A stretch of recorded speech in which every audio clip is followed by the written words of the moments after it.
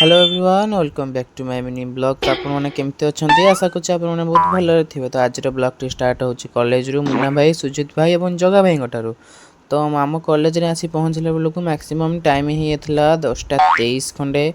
10:23 पर भी आम कॉलेज कबाट माने क्लासरूम कबाट एपर्त खोलानी।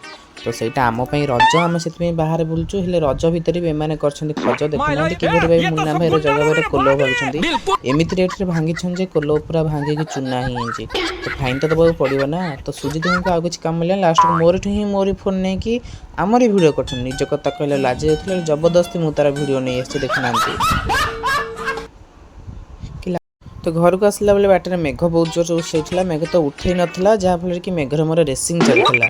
तो मेघ रही उपरे मु रही तले। तो घर को आसी पहुँचा पर ही मेघ होता जहाँफल रेसिंग विनर मुझी होती।